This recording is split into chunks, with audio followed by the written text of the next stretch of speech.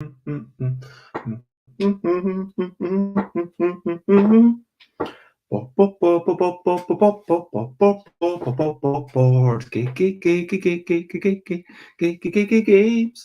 board games.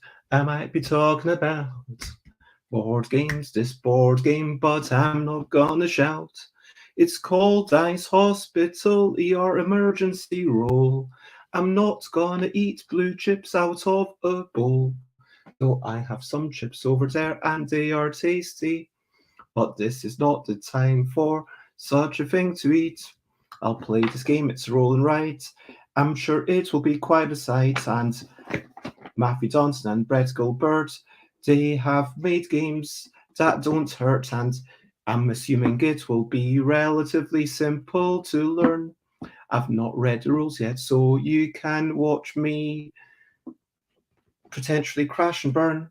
I might not be able to learn the rules, but we will see. Board games, board games. That's what I like to play with me. Just getting this wire out of the way. I think we're all good. Hopefully it's still connected. And good morning, good afternoon, good whatever it is, wherever you are. I am Bez. 10 a.m. is UK time for Bezzy Beats and Board Game Blether. And I hope you are generally well. Today, what am I doing? I am going to be playing and learning Dice Hospital, Emergency Roll even, by Matthew Dunstan and Brett J. Gilbert. I know them, so I know Matthew Dunstan. So they've made a lot of games, including Voyages with Rory Muldoon.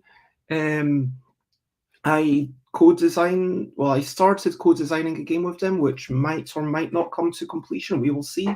Brett Gilbert's lovely as well. I've co-designed a game with Brett. That will probably never be finished.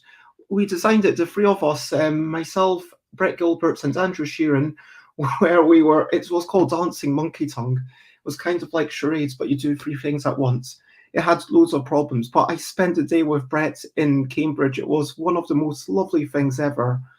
And when I say Brett, I just really enjoy Brett's press. I like both of these people.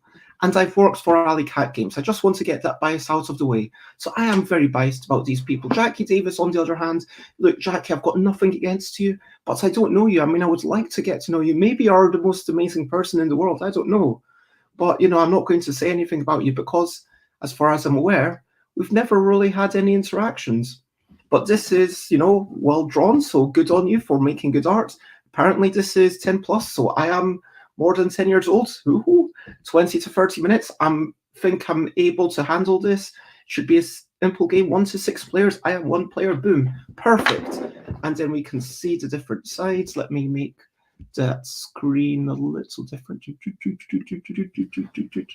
And you can, in case you're wondering, this is my, oh my gosh, I do love a bit of refreshing water. So yeah, we've got one side with just the name, another side with just the name, another side with just the name.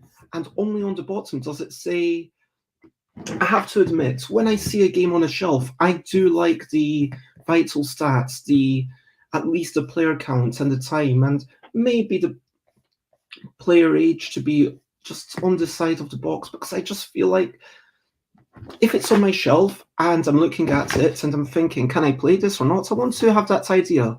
So yeah, it's my first week, right? Let's look at the back.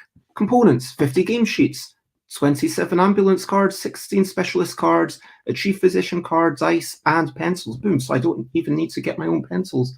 Although if I had to, I could have used this one, which is red and black with a gold eraser. Or I could have indeed used a pen and gone hardcore, but I'm not going to because apparently we've got pencils in there. A standalone flip, roll, and write game. Flip and roll and write. Okay, I honestly didn't. So apparently randomness is coming from the cards and the rolling of the dice. That's interesting. Set in the Dice Hospital universe. The game takes place in a busy accident and emergency. Oh yeah, I guess that is A&D, accidents and emergency. Oh yeah, of course. I mean, I mean, I'm not as clued into science and stuff as Cesar is, so yeah, sometimes I just say those things like, you know, how we say ATM without really thinking about what it means. Anyway, and emulates the fast-paced and hectic nature of an A&D ward. Roll the dice and flip the ambulance cards to see which patients you can draft into your hospital this round. You'll need to carefully plan ahead to optimize your score and use every tool at your disposal to fill every space. Okay, cool. So it's got the big marker there. It does not require the Dice Hospital base game. They wanted to make that really clear. Yeah, I can understand. And then got the little, things, all the legal bump. And let's get it open. And I do like how it's got this kind of dice thing on the edges. I mean, sometimes on the inside edges, they have adverts for other games, and that's fine, but it looks a bit more slick, in my opinion, when it's just like, oh, it feels a bit more deluxe to my mind. I mean, when it's an advert, it's kind of like, oh, okay, that's what they're using this real estate for. But, okay, so we've got these sheets. Are they all identical? They look like they are all identical. I guess I'm going to have to take one of them. I'm just going to go ahead and take one of them. Let's hope that that was the right thing to do. We've got 3 dice. That makes sense. We've got a bunch of pencils, one for each player. I assume I'm going to have to use one of them. Let me take one. And let's get out these dice. And then I notice there's a bunch of cards. And of course the rules, which I'll definitely need. Chief Physician. Let's get that there. I've no idea what that's for. It looks like a start player marker, so maybe I won't need it after all. And if the rules are for a solo bot rather than just, hey, play this and beat your own score, I might have a go without the bot first. So that's okay. So this is clearly worth 10 points. Like 10 stars, using the same graphic designs as, I'm assuming Sebastian Koziner is credited in the rules. Graphic design, Sebastian Koziner, Magali Reyes, solo game, Nick Shaw, game design, Matthew Dunstan and Brett J. Gilbert, Jackie Davis did the art, well, the illustration at least. It's always a weird, like, I think that, I know that that's the common trend to say just artists, but I think illustrations would be more correct, right? Anyway, lead editing, Cesar Algezar and Simon Milburn, co-editing, Liam Millard, rulebook editing, Brett J. Gilbert, playtesting, David Digby, Oliver Pulsworth, and Evelyn Shaw.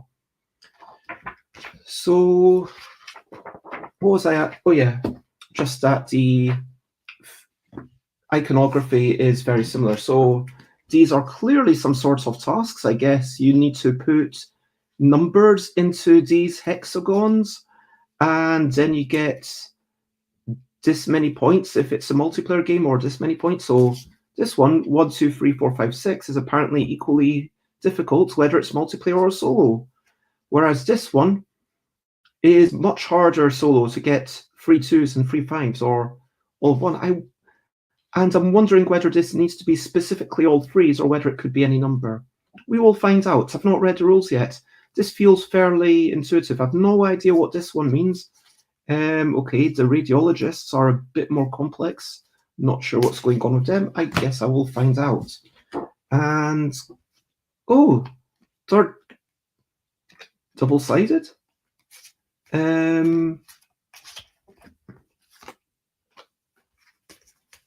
One side just has 1 number and one side has 2 numbers. Okay.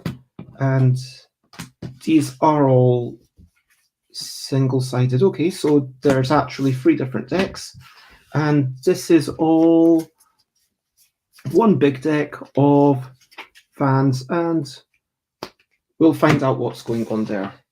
So let's try and learn this game and see if we can get through it together. components. I always enjoy this. I always enjoy when there's clear illustrations. I mean, if you've got just a deck of cards, you don't really need to do this. I mean, if there's just one type of card, but even if there's multiple types of cards, I always appreciate this. Ambulance cards, 16 specialists, 50 game sheets, pencils, dice, and a chief physician card. Okay, let's just go through the thing. A game sheet and a pencil. Shuffle the 27 ambulance cards, okay. Return 3 to the box unseen. And place the remaining 24 cards face down. 1, 2, 3. I'll put it there. Okay, so 24 turns, I guess. Randomly choose 2 cardiologists, 1 radiologist, and 1 epidemiologist. Okay, let's choose 1, 2, 1, and 1. Place the... Okay, it's... It says for 2 players do this. I am concerned that I'm going to find out that actually for 1 player I do something totally different. Give 1 player the chief physician card, sure, whatever. I'm assuming that's not necessary. Okay, so it ends when this is used up. So that's the timer for the game. Your hospital's made of 7 wards. Okay, so we've got these thick black lines. 1, 2, 3, 4, 5, 6, 7, 8, 9. Okay, so these 2 things are not individual wards.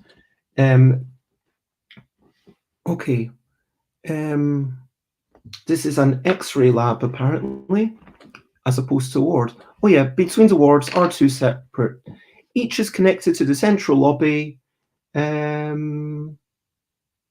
Can't quite see the central lobby there. Oh, the door to the lobby. Oh, so this is the central lobby. Okay. So 1, 2, 3, 4, 5, 6, 7. Okay. And I do appreciate how the rules are kind of guiding me through nicely. Good work, you know. Right. Each one's containing 3 to 6 bed spaces. Yep, confirmed. At the end of each ward is a clipboard and a nurse. Yep, there we go. 5, 7, 8, 6, 9, 10, 4. And presumably that's some sort of points if you filled them. Between the wards are 2 separate X-ray labs. Below your hospital is a ledger where you keep track of your stethoscopes, blood bags, nurses, and any patients you put into the morgue. Along the bottom row of your sheets is a set of scoring boxes. Okay. And all of this is clearly identified in the rules. The game is played over 24 turns. All players play every turn, but the player with the chief physician card is the lead player. Reveal the top cards of the ambulance deck and roll all 3 dice. Place each dice below the matching ambulance bay according to their color. The dice are patients waiting to be admitted. Each patient is linked to 1 ambulance and its bonus. Chief physician chooses 1 of the patient dice. They slide the die away from the card to indicate their choice. All other players must now each choose 1 of the other 2 to admit. Okay, so normally with 6, it would be like, okay, I take this one, and then everyone else takes 1 of these 2. Okay, so sometimes you're getting choice out of 3, and sometimes you're getting choice out of 2. Okay, it reminds me of a little bit of Ganz Schon Clever, and the fact that 1 lead player gets a slight advantage, everyone else gets still a decent advantage. I think here the advantage is exacerbated, isn't it? Because I might be wrong, but 1/3 is feels like a big advantage. Anyway, if any player wants to know which die other players are choosing, players must announce their choices going clockwise from the chief physician. I like that. I mean, I could imagine that happening sometimes. And each patient is linked to an ambulance and the bonus. Okay, so there's 1, 2, 3, 4, 5, 6. How many are there to learn? Okay, just the 6, that's okay. If you put the patient in the morgue, you still gain the bonus except for the critical patient and the nurse bonuses, which cannot be used in this case. Stethoscope. When you choose a die with the stethoscope bonus, draw a circle around 2 stethoscopes. Okay, so there's 2 drawn here, and I would draw a circle around 2 on this sheet. You can use the circled stethoscopes immediately to change the patient value you wrote this turn, or keep them to use in a later turn. Blood bag. Don't have it, but it looks like that. Draws a circle around a blood bag. Makes perfect sense. You can use a blood bag immediately to treat a patient die as if it had a colour of your choice, or in a later turn to either choose the same die as the chief physician, or to treat a die as if it had the same colour of your choice. The stethoscope and blood bag spaces on your sheets are not intended to be limited. If you gain more stethoscope or blood bags than are shown on your ledger, mark your sheets in any way you wish to record the excess. I like that clarification. I assume that they worked to that presumably you shouldn't need more than 9 of these or 14 of these. Well, we'll find out. Screen. Yep, that's another one that's not there. When you choose a die with a screen bonus, which is just a circle, draw a circle around last patient value in any ward. This patient is now isolated, and the next patient to be admitted to this ward can have any value. Okay, so I guess there's some sort of patients need to be all close to one another or something. We'll find out. You may draw the screen before or after you write the value of the patient you chose this turn. Critical patient. If you choose a patient with a critical patient bonus, write an exclamation beside it. At the end of the game, you will score points equal to the total value of all your critical patients. Ooh, that's exciting. So you just get bonuses for straight up points. Well, that's powerful. Nurse. When you choose a patient with a nurse bonus, cross out the nurse icon attached to the ward in which you write the patient's value, and then draw a circle around the lowest leftmost uncircled space on the nurse's track in your ledger. Okay, so you cross off this, and then you circle 2, 5, 9, 14, 20, 27, 35, okay. At the end of the game, you will score points equal to the highest value that you've circled. 1, 2, 3, 4, 5, 6, 7. 4, 5, 6, 7. So if you do that 7 times, you score 35. That still only gives you 5 points per nurse. So you are definitely better off doing the nurses, but I guess that's if you do it a lot, then it's, I mean, maybe getting these points is kind of hard. I don't know. We'll find out. You can only take the, oh wait, maybe still get the, I don't know. You can only take the nurse bonus once in each ward. If you admit another patient with the nurse bonus to a ward which has already had its nurse crossed out, nothing happens and the bonus is lost. You cannot cross out a nurse in a different ward. Remember, if you put your patients in the morgue, you cannot gain this bonus. And finally, extra bonus. Again, I don't have this one. Extra patient has a little die on it. And you must also admit an additional patient matching the colour and one of the 2 values shown. Okay. You may admit the patient you initially chose and the extra patients in either order into the same or different wards. You may use stethoscopes and a blood bag as normal when admitting the extra patients. Okay, so we write that down, we put the patient down, but where do they go? I guess we're about to find out. Write its value in an empty bed space. Yeah, they are, bed spaces are very faintly drawn.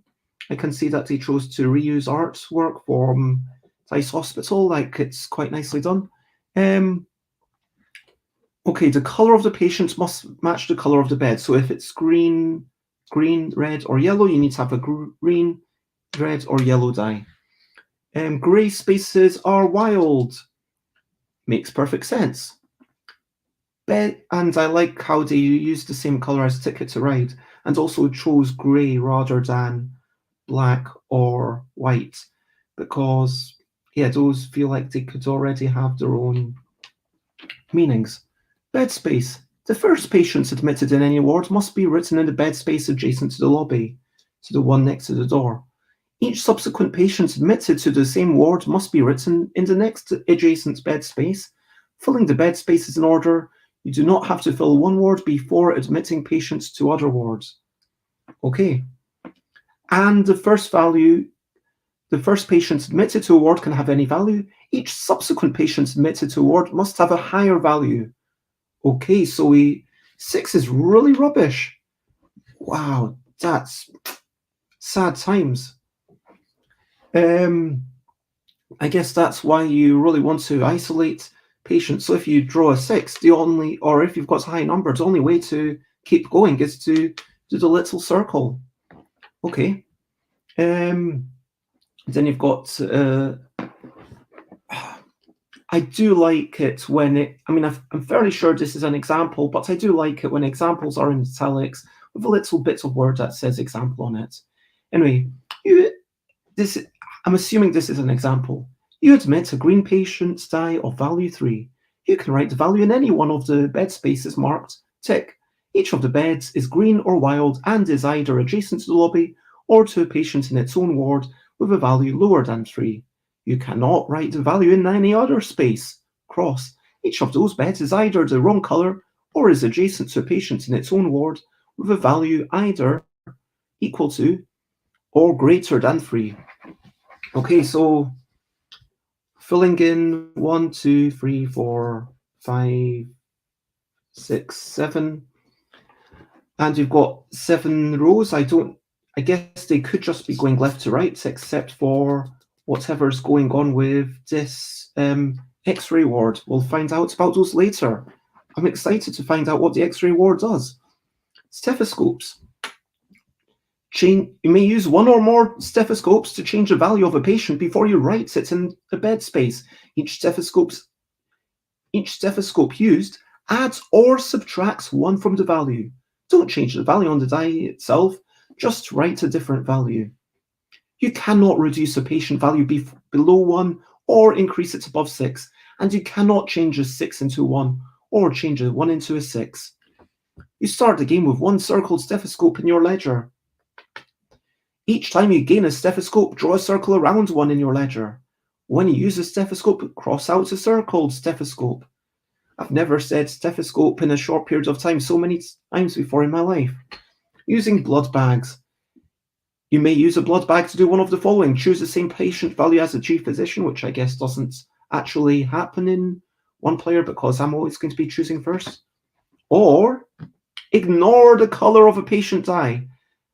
Oh, I'm just going to say, I don't know who was editing this, but look, on the dice itself, patient die, I would be okay with you using dice singular here on line 3 of page 7, if that was, but here on this line of page 7, use patient die to be singular, and so yeah, or it is used, and so that feels slightly sad. I mean, it feels like if you want to use die consistently. If you want to use dice consistently. But that is obviously a very minor quibble. I know that I am the type of person who will quibble about anything, but yeah, Cesar, if you're watching, then maybe change that for the next printing. I assume this is the first printing. Anyway, so you can choose the same patient die as the chief physician, which won't happen in solo, or ignore the color of a patient die and write the value in a bed space of a different color. Great. You start the game with no blood bags. Each time you gain a blood bag, draw a circle around 1 in your ledger. When you use a blood bag, cross out a circled blood bag. You may use more than 1 blood bag each turn. Great. Yeah, I guess you would have to if you were to get the one where it gives you a bonus patient. If you cannot, or choose not to, write the value of a patient you have admitted into a bed space, you must instead circle a space in your morgue, or here. At the end of the game, you will lose 1 point for each patient you put in your morgue. If your morgue is full, there is no additional penalty. Oh, interesting. That's a surprise. I was expecting it to be endless. And you do not need to circle a space in your morgue. I wonder if that's a viable strategy.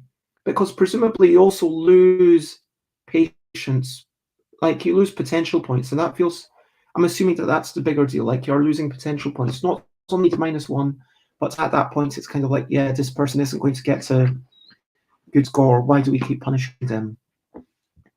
Cardiologists. At the end of each turn, check whether anyone has matched the goal of either of the cardiologists. The first time the goal is achieved, that player earns 8 points and flips the card over. The second time it's achieved, the player earns 5 points and then discards the card. If 2 or more players achieve the goal in the same turn, all those players receive the full points currently available.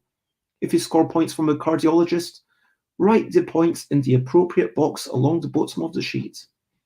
In a 2-player game, the first time a goal is achieved, the player earns 5 points and then discards the card. Players can still achieve the goal in the same turn as described above. Finally, pass the Chief Physician card clockwise. The new Chief Physician flips the next ambulance card and rolls a dice to start the next turn. If there are no more ambulance cards to flip, the game ends immediately. Just check.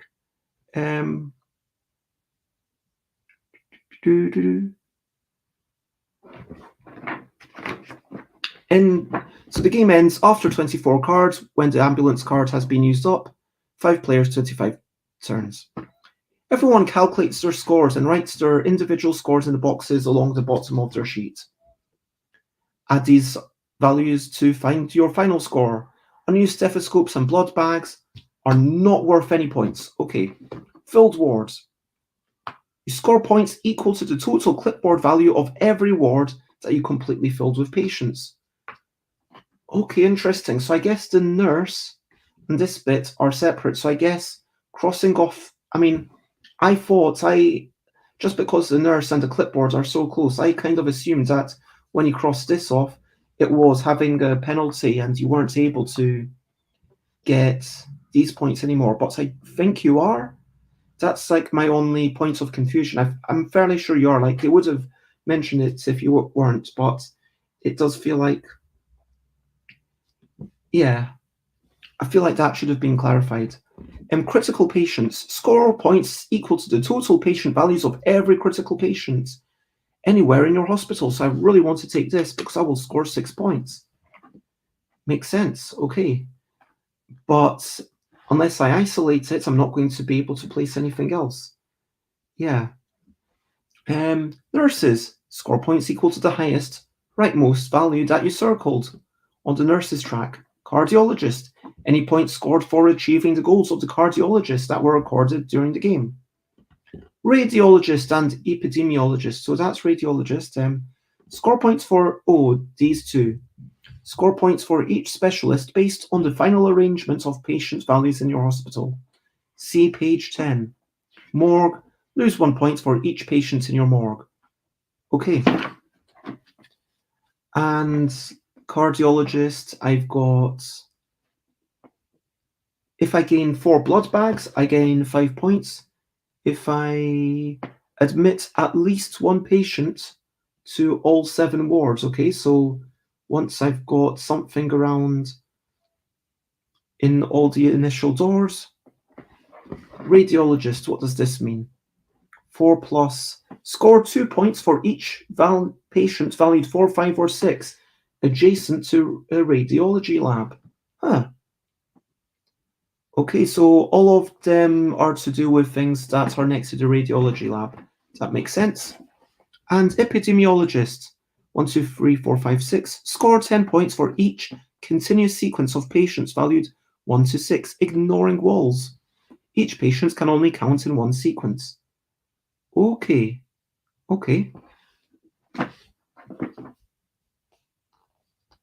And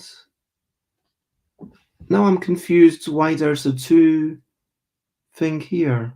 Because 2 points, okay, is it 8 points for each patient? So it must be 8 points for each patient valued 4, 5, or 6 next to an X-ray lab, I'm assuming.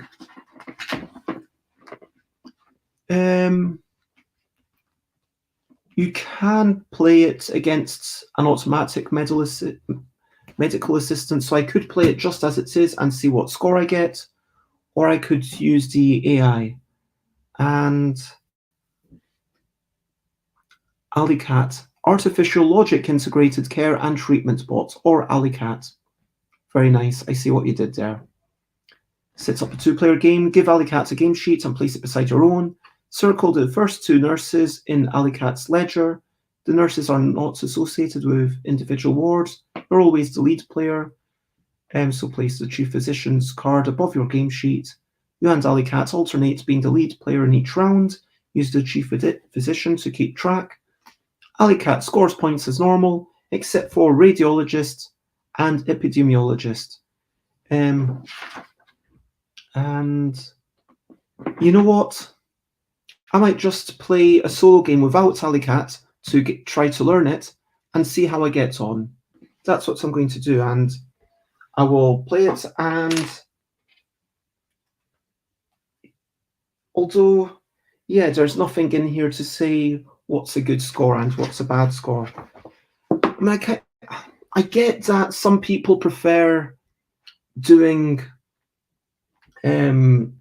something against a bot because then you win or lose, but I do kind of,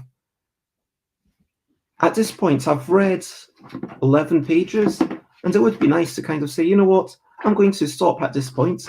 I don't have to read the next 4 pages. I can get started with the game, and I've got a sense of, okay, if I get this much, it's average, this much, it's really good. But yeah, that, again, this is just for me personally. And I know that lots of people just wouldn't play that. So,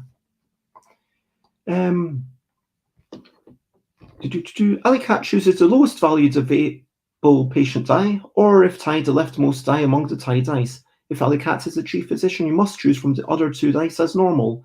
If you are the chief physician, AliCat must choose from the 2 remaining die. Final turn.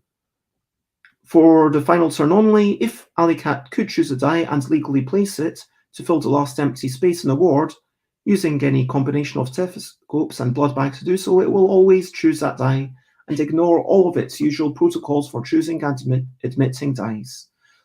If AliCat has a choice of wards it could fill, it chooses the ward with the most points. If AliCat has a choice of dice that it could admit to fill this ward, it chooses the lowest valued available patient die, or if tied, the leftmost die. Okay, so then it actually writes them down somewhere. It has following importance advantage. It can place something that's higher than or equal to the patient value in the previous bed space. Okay, and like big red, this is the thing that changes. It makes sense. It will admit the patients into the first legal bed space it can find, and without using stethoscopes or a blood bag, checking the wards clockwise from the leftmost ward entrance. So that makes sense. If this is not possible, can AliCat use stethoscopes to increase the patient value and allow the patient to be admitted in a legal bed space? If not, can it use a blood bag to ignore the color and allow the patient to be admitted in a legal bed space? If not, can it use a combination of stethoscopes and a blood bag to admit the patient? It just seems like it's going to be a lot of decisions and working out for AliCat. In all cases, AliCat will always use the first legal bed space it finds by checking the wards clockwise from the leftmost ward entrance. Cool. If it cannot admit the patient into a legal bed space, using one of the spaces steps listed above, AliCat will instead choose the next lowest valued available patient die, or if tied, the leftmost tied die, and look for a legal bed space for that patient following the next steps. If AliCat cannot admit this second patient, AliCat will instead choose the final patient die. Once again, looks for a legal bed space for that patient following the same steps. Note that if you are the chief physician, AliCat must in this case use a blood bag to choose the same patient die as you. Finally, if AliCat cannot legally admit any of the patient dice using any of the steps above, AliCat simply chooses the lowest valued available patient die, or if tied, the leftmost tied die, and circles a space in the morgue. And to get bonuses, stethoscope, you circle stethoscopes, blood bag, you circle blood bags, screen, You always admit a new patient before drawing the screen and circle the highest final patient value without a screen in an incomplete ward. Okay. Critical patient. Write an exclamation point beside the patient Alicat admitted this turn, of course. Nurse, cross out the nurse icon attached to the ward in which Alicat admitted the patient and circle the leftmost uncircled space in Alicat's ledger. As per usual, yeah. Alicat starts the game with 2 circled. Okay. So these pencils are... I always have a slight thing against using pencils in these games because they always feel a little bit too faint. I sometimes struggle to see them, but let's stick with it. So this is me here, and this is Alicat here. And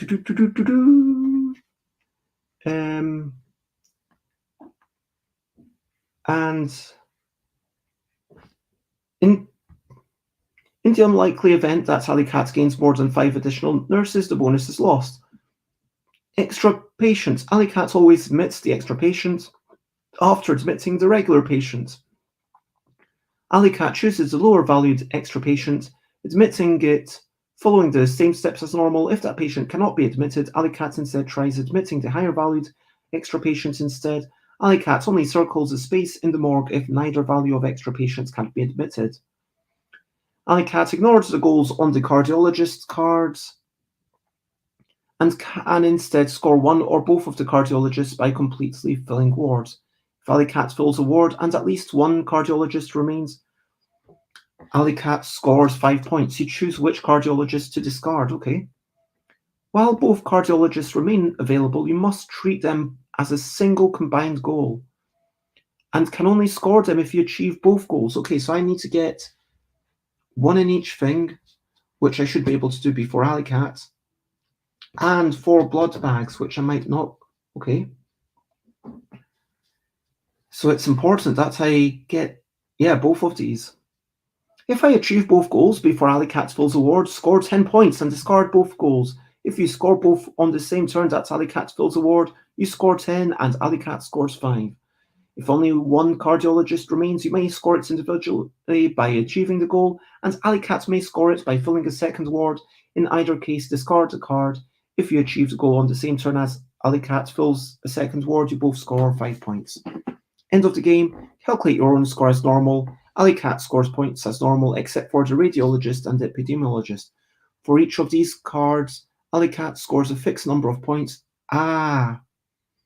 As shown on the card. So that solo is not a bonus for me, but a target to beat. Okay, that makes a lot. Okay, I see.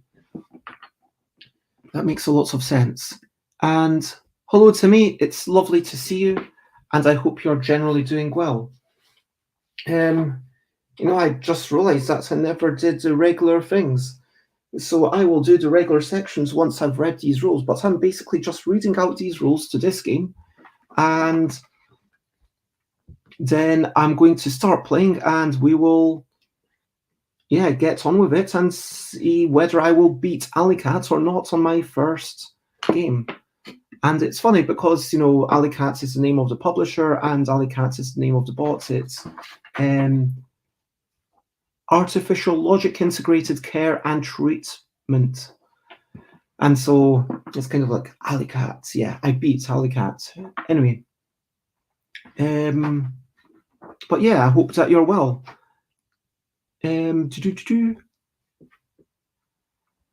For each of these cards, Alicat scores that fixed number of points.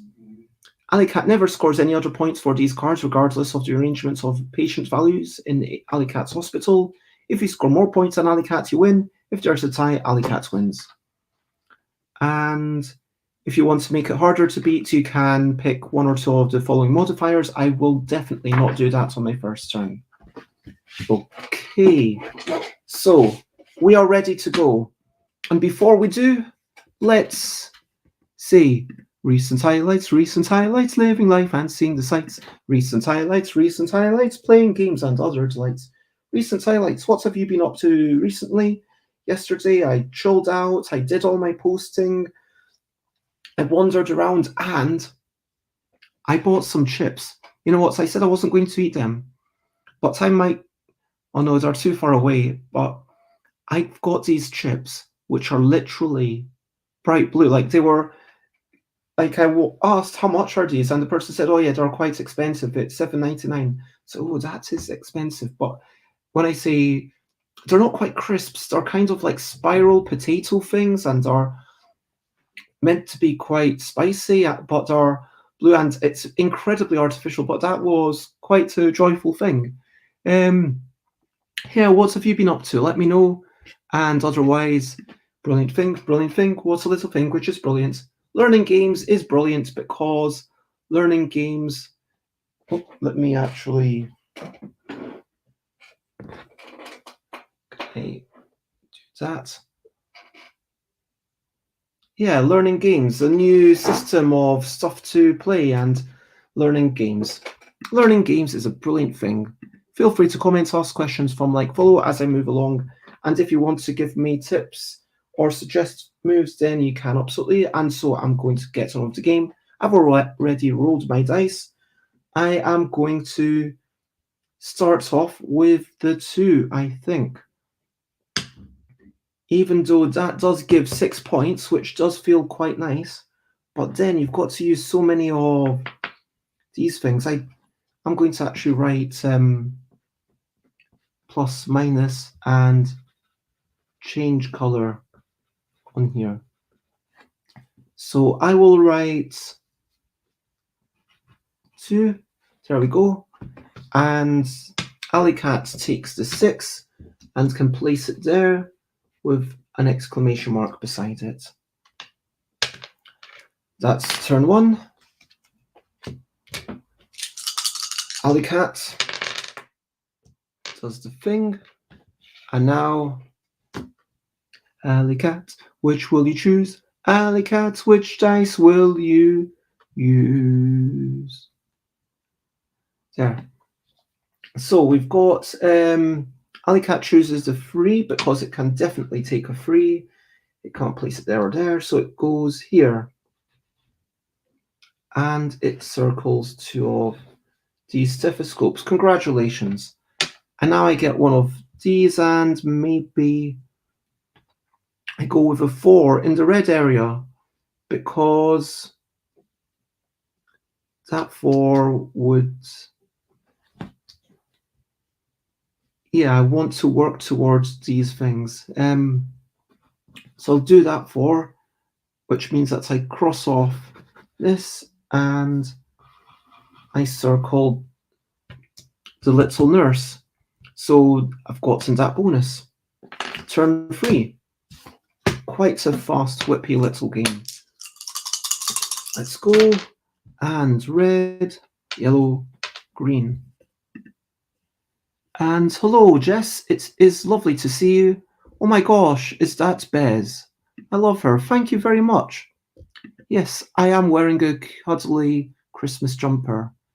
What am I playing? It all looks above board to you. I'm glad to hear. I am playing this game, Dice Hospital ER Emergency Roll. So I've just started. I've just finished learning the rules, and it's my turn. And I need to put these little dice into these spaces, and it's kind of like you're filling in patients. And I definitely want to take a 2 because you want to start off low in this game and then go higher, if that makes sense. And then this is like a robot who's just dumb and will always do this and go for boom, boom, boom. And so I'm trying to get to a higher score than the robot. Nice hair. Thank you very much. Yeah, my relaxed Sunday look, I guess. Oh, 2 1s. Exciting. Now, Alicat has the first turn this time, and Alicat is going to choose the 1 because it always chooses the lowest number from left to right. So it gets as a bonus the 2 little stethoscopes. Stethoscopes, remember, allow you to tweak your numbers. But this number does not need to be tweaked, and it goes into this card. I'm actually a bit concerned about things now. So I could go for a 6, a green 6, which would potentially block me off from future stuff. I could go a 1, which gives like this 6 paired with this little nurse means that I get a bonus 3 points, but it makes life harder for me in future. This 1 means that life stays easy for me, but I get bonus 1 point, but I don't get this potential, ramping up. I'm going to take the 1. I'm going to put the 1 into the longest section, and I get a little exclamation mark, which means that I get bonus 1 point. Now it's one more turn. Oh, there's the circle. See, if I'd chosen the 6, I could have circled it off potentially. So my turn. I could choose the 2, and then I could place another thing. But I'm really going after the blood bags, because if I get the blood bags and 1 little thing in each ward, then that does put me in a good position. So I'm going to take... Oof. Yeah, I need to take the blood bag, I think. So I'll take the 3. I get to circle a blood bag, which allows me to change color in future. And the 3 should go here. And the yellow to start off my new ward to potentially get this 5 points. And then Alicat, looking from the left, the red can't go there or there, but it can go here. So the 2 of red goes in here. And then the 3 of red goes in here. Oh, Alicat's quite close to filling up this ward. 2 more items, and it'll steal one of these things from me. I am concerned I might not actually win these 2 cards. That feels like a big thing in this game, being able to win these cards. Okay, I definitely want... Okay, so I know that if Alicat gets a yellow and then a red, then it'll do well. But I also know that this yellow would actually go in here, so it's all good. In any case... Oh! Gosh darn it. It's Alicat's turn first this time. 1, 2, 3, 4, 5, 2, 3, 4, 5, 6. Yep. So Alicat has to go first. It picks the 3 because it always picks the lowest number. Sad times for me. It is going to go here because that's where it can go. And it has got to the blood bag. And then I have to choose one of the remaining things. So I could choose this one because a yellow 1 or 2 is pretty nice. Could I actually put... Like, I could put a yellow 2 here and start working towards that one. A yellow 5 would give me 5 points, which is kind of nice. And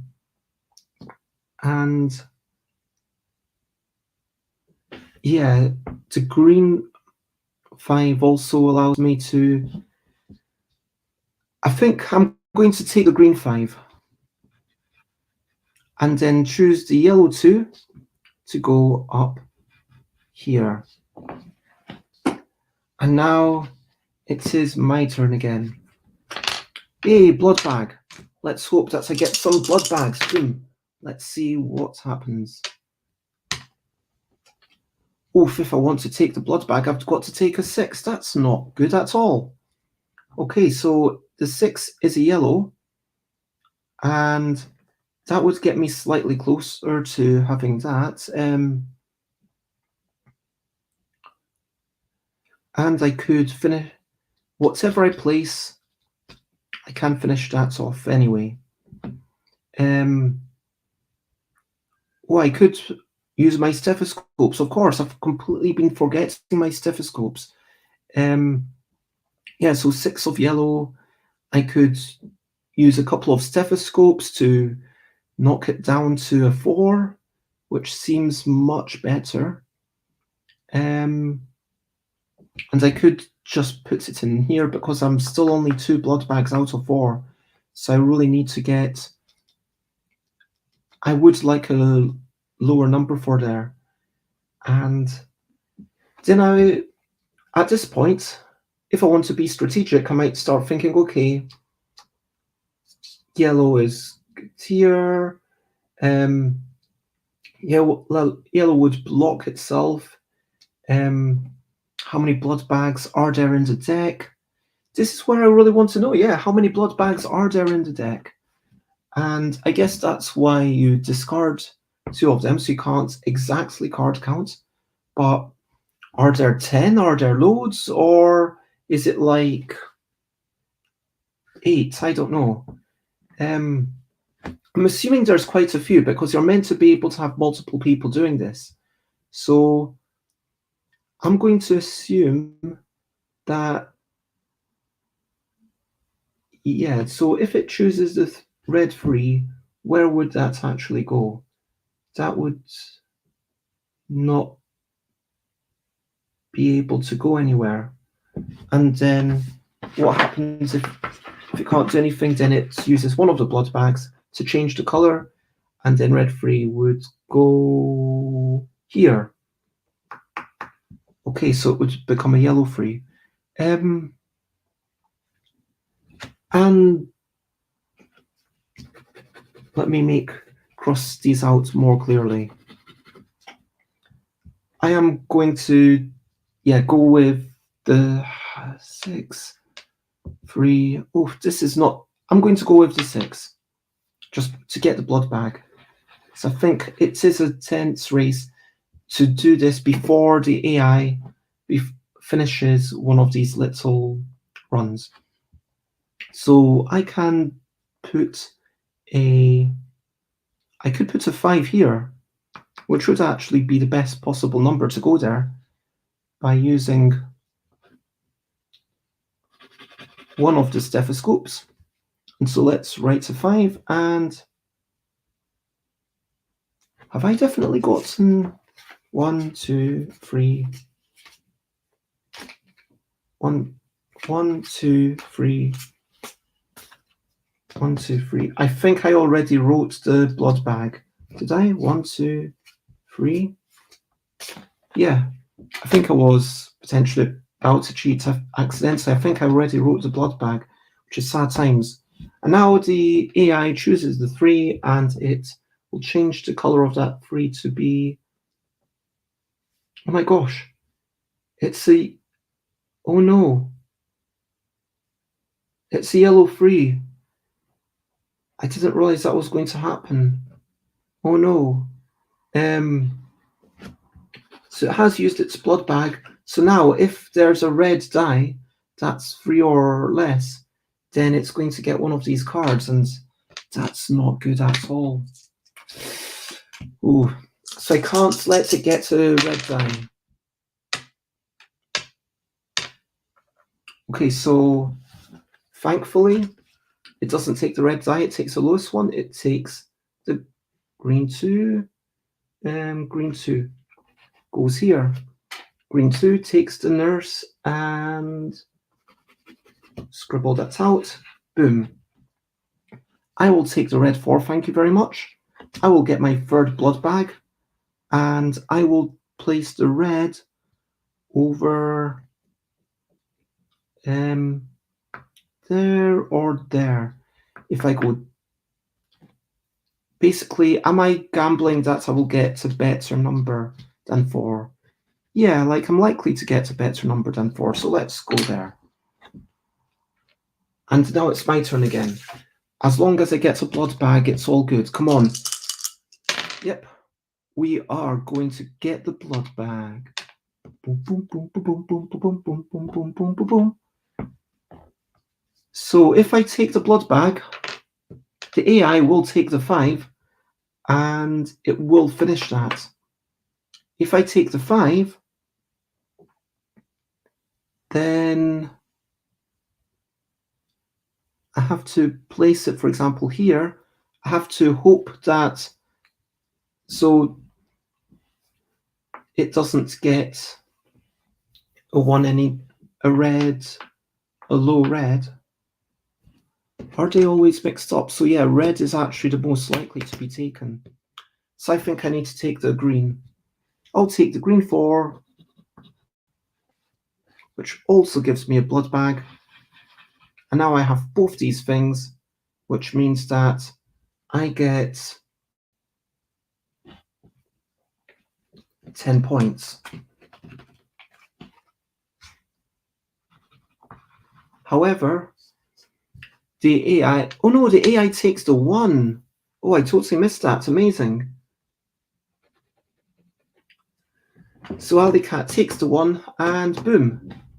It doesn't get any points at all. Wahahaha. I am actually quite chuffed about that. Hopefully those 10 points will be enough to allow me to overcome the little nurse advantage that it had. So because obviously the AI, it's a bit dumb, it starts off with the advantage that it starts with 2 nurses. So you start up a little bit ahead on the track. So now I want to start thinking about these. So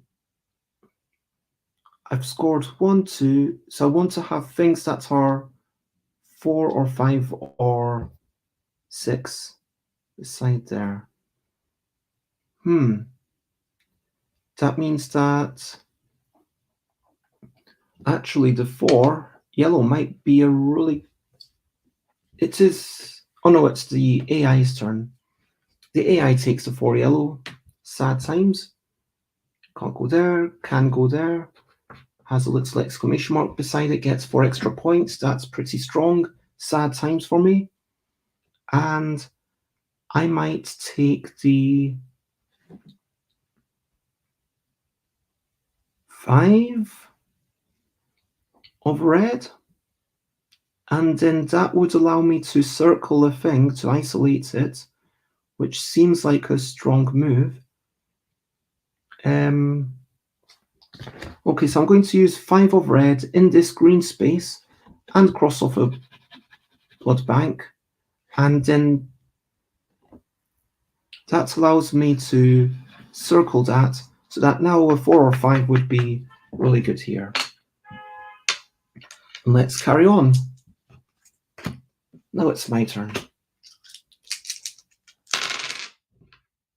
1, 3, whoops, 6. Oh, and I should be thinking about this one as well. Can I get to run anywhere? Is that what I need? 10 points for each continuous sequence ignoring walls. Okay, so I've got 1, 2,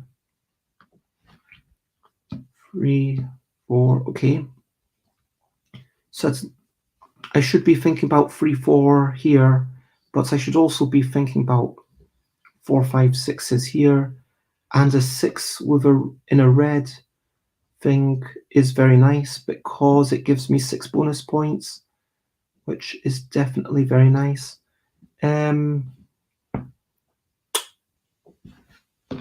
I am going to go 6. If I go, no, I can't really have 1, 2, 3. It needs to be 1, 2, 3, 4, and then get to 5, 6 somewhere here. So I need to really work hard to try and get these runs on this sheet. This is really going to be challenging. Okay, but I believe I can do it. Okay, so do I take the 3 because that is the number that I need? And yeah, then 3 seems good. 3 seems good. I need the 3. I will take a 3. And I also get 2 stethoscopes to change numbers in future. And this Alley Cat AI takes a 1, and it is going to put it not here, not here, not here.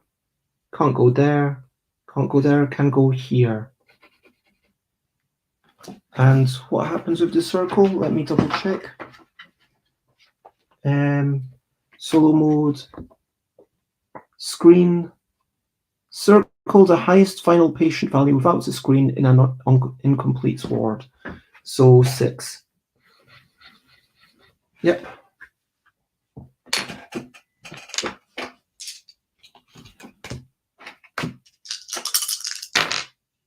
Oof, some high numbers. Well, Alleycat's definitely taking the 3, and it can go here. So congratulations. And I might be taking the 6. So, I mean, I could go 6 here and screen something else. Like screen maybe that 5, because I could imagine definitely that hurting me. I could take the 5 because that gives me 5 points. Or I could lower it by 1 and it still gives me 4 points. That still feels pretty good.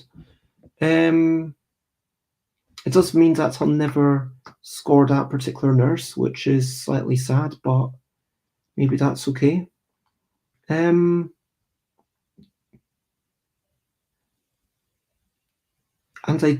it's occurring to me as the game goes on that I want to keep things open. I can't leave everything just, finish it when I want. Whew, this is okay. I will take, let's not think about this too long. I'll take the 5, reduce it to a 4 using my stethoscope, but I do get that, and that means that I get to tick that off. Now I get first stick. 1, 4, 2, new card. Ooh, blood bank, screen, or a bonus screen. I would really like that bonus screen, I think. Yeah, the bonus screen allows me to get a 4 here, which is pretty good for me. And so let's go with, if I got a 2 of green, where would I even put it? Oh no, have I left myself in a terrible situation? Possibly. It's maybe I need to take that 4 specifically so that I can actually screen things. And yeah, I could put the 4 there and maybe screen this one so I can continue on, because otherwise the only thing that can go there is a 6. And what's the chance of a 6? I guess it's well, 1 minus 5, 6 to the 3, because I mean obviously there's 3 dice. I think there's like a decent chance of getting a 6 over the next couple of turns, but I am aware that here I need to have a 5. Here I can put anything, sure, but I'm really aiming for a 4. Here I need a 6, need a 6, need a 3, need a 5. Okay, so this is my 1, and I do have 3 stethoscopes. I'm unlikely to put anything in the morgue, so I don't need to worry too much about that right now, I don't think. But yeah, 2 green. If I place a 2 green, that means that I need to essentially raise it up by 4 blood bags, or maybe I make it into a yellow and I put it up here. That's really not great. Okay, if I get a 4, I could place the 4. Yeah, either way, it makes sense. It's actually a really nice element of, okay, you're starting off, you can place literally anything, and then as you carry on, okay, your options shut down and shut down. And there's definitely a puzzle. I can imagine myself, like, if I were playing this with other players at this point, they would just be getting annoyed with me, being like, oh, Ben, what are you doing? Why are you taking so long? But, okay, so the 1, 2, 3, 4, 5, 6, 1, 2, 3, 4, and then I'm going to have 5, 6 maybe here. I'm really hoping. If I screen something, that means that I could take the yellow and put it here and hope for the perfect 5, 6, which if I'm hoping for 5, 6 here, that does also then mean that I've got to screen there. So really what I want is yellow number, then maybe 4, 5, 6. So 5, 6 as the last two things. Which might be a tall order. It might be a bit much to expect. I could do... Yeah, when do I use my stethoscopes? That is definitely the interesting question. There's no point in me taking the 1. I'm not even going to look at it. The 2, again, that feels potentially useful if I can get some value out of it. So I feel like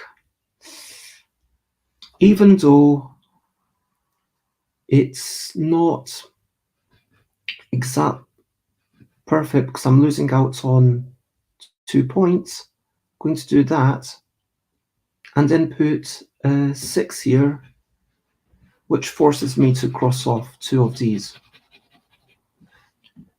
Whew, that feels quite harsh. And 1, no, you can't. And so if it can't place the 1, then use stethoscopes. Okay, so, yep, 1, 2, move it up to 3, and it goes here.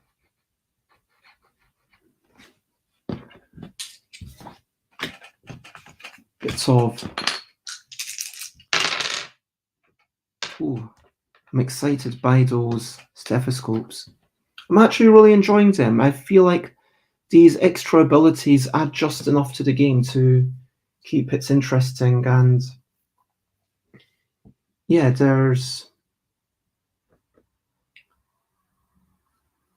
I do wonder, like, after this game, I'd be curious to look through to see if there's, particular prevalence of one icon on some of the colours or not.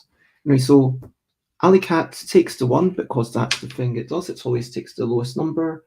It can put the 1 over here. Congratulations, and to hell with you. Oh no, wait. Did I miss out the green? But, and it does the nurse. Congratulations. I'm so happy for you. No, that is really bad for me. That's 20 points that it's getting there. Damn you, robots. And I've only gotten a 10 points lead from those things. And I'm not even equalizing there. I'm not even equalizing here. 1, 2, 3, 4. Oh, I'm equalizing here. I'm struggling to equalize there. But it feels like I'm really playing at the margins. Yeah. I don't think I'm going to win this time. Probably not. We will see. 5 seems pretty good. 5 allows me to have 2 stethoscopes. I could lower that to a 4 and then put it in one of these 2 spaces. I could also use the 2 to keep building up. I am going to add on 2 stethoscopes, and I'll put in the 5. If I need to increase it, I'll increase it next turn. Yeah, I'm really not doing brilliantly. Stretchy time. Stretchy time is good for your life. Stretchy time, back and front, and I'm going to stretch. Stretchy time. Okay. So 6. That feels good. A 2 with a exclamation mark. That's rubbish. Oh my gosh! And I've only got 5 from the exclamation marks. They've got 10, so they're winning by 5 points there. 18 points here. Like, yeah, I'm really far behind. I have managed. Don't know that's managed to fill in the 8s. I've just managed to tick off the 6. Okay, so I need this to be 5, 6 here. 1, 2, 3, 4, 5, 6 in order to actually work out. I need a circle here. That's the only way to play something. 6 with the blood bag does actually finish that. 4 with a couple of stethoscopes, that could be a nice thing, and then I could play a 5 here. And stethoscopes are good. Stethoscopes allow me to, get things in place. But then that's giving another 2 points to AI. Okay. I am going to go with the stethoscopes. So basically, I play 1, take 2 stethoscopes, and spend 1 of them immediately. So I'm only going to draw 1. Actually, just for the sake of it, I will draw both and scribble out 1. And then AI takes a 2, and nope. No.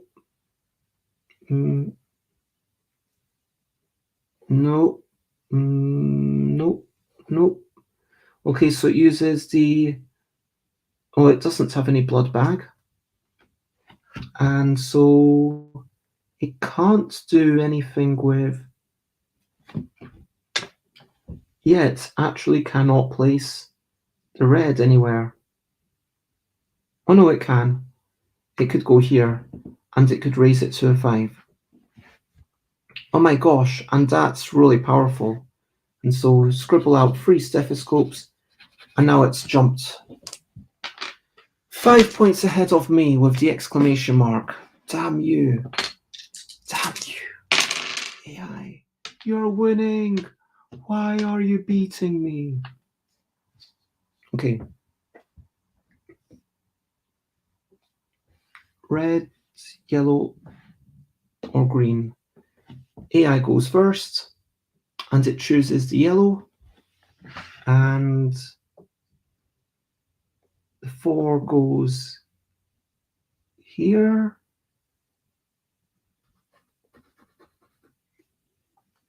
and then the 3 of yellow.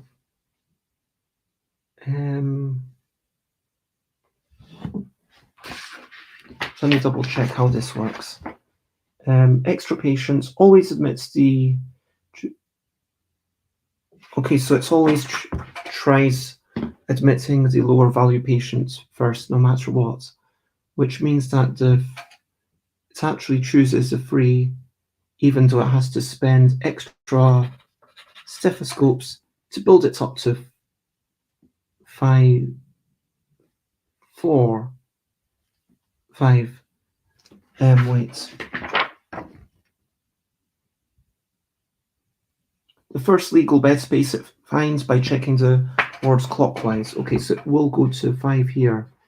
Because even though it could go here by only using 1 stethoscope, I think I did this correctly. It's slightly dumb. It is an AI, of course. And I get to pick. And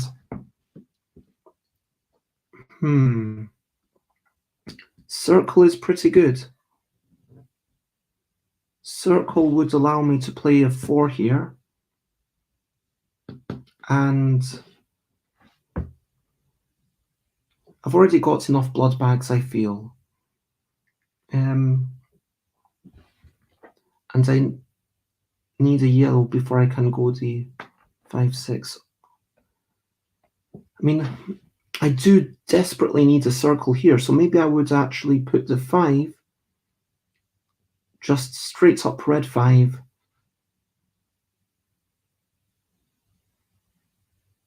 No, I can't do that.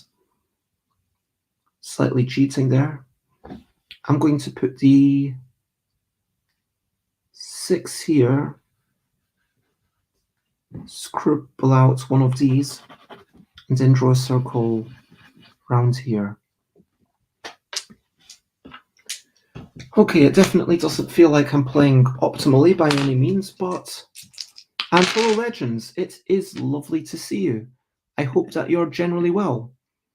I am playing Dice Hospital Emergency Roll. I don't know if you've heard of it.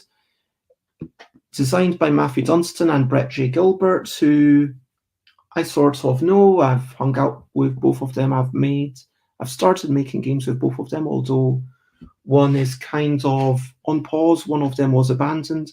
And of course, I used to work for Alley Cat Games, which is how I got this. But if you've heard of Dice Hospital, the original, this is a roll and write reimagining set within the same universe, essentially. And each of these tracks in your hospital, it needs to go low to high, but then the circles, did I actually draw a new card? Yes, I did, because I took the red, and red had a circle. Okay, cool.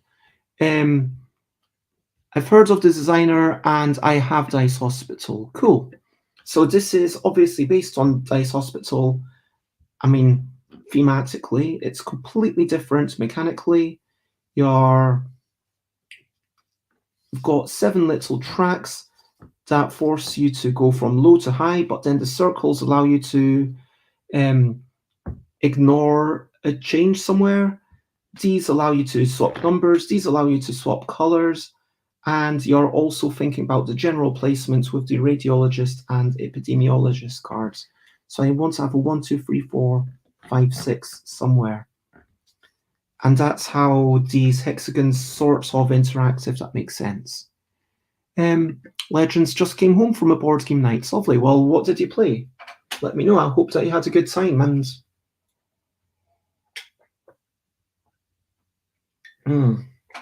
oh my gosh, it's so good. I love some water. I played Wonderland Wars, Ark Nova, and Eternal Palace. Okay, so you did an Alley Cat Games game as well. It's that's a couple of big games there. I guess that was quite a long night. I hope you enjoyed them all. Would you recommend them all?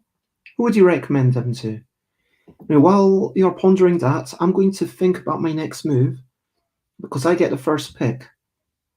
And whichever thing I choose, this AI will not choose. And I am getting a bit disheartened, I'm not going to lie, by how much I'm being beaten by. I did want the 6. Yeah, I could put down the 6 here and circle it, because even though that's quite high, higher than I'd want, I could circle a nurse. How many cards are remaining? 1, 2, 3, 4, 5, 6, 7, 8. So I've got 9 squares to go. 1, 2, 3, 4, 5, 6, 7, 8, 9. So basically, at least one of my tracks is going to be left undone. Yeah, if I'd really thought about that, maybe at the start I would have just not done...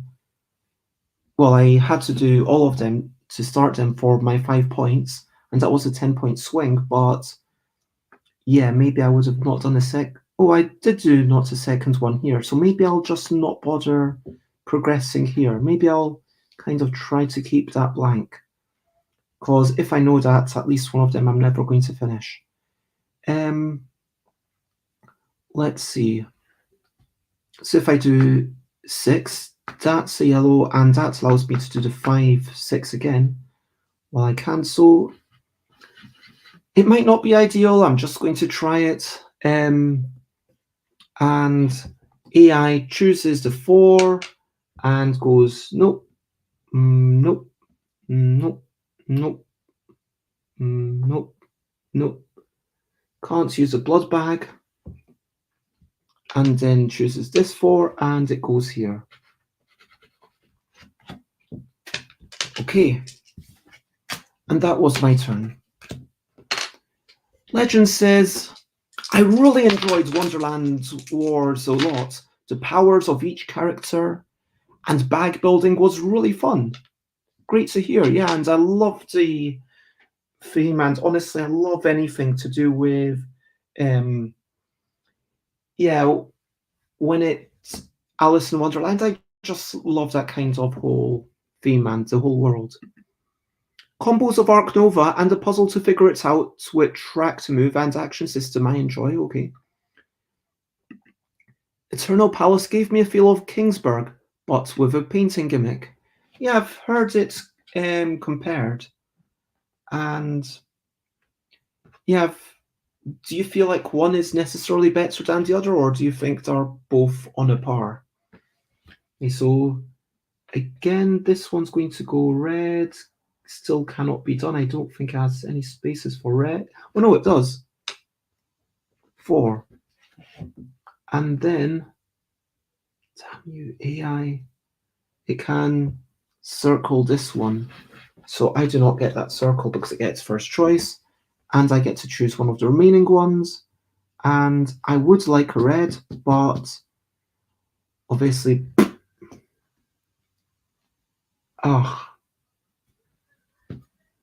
and I guess I could do the 5 here. That gives me 2 points for being next to there, and it allows me to finish this.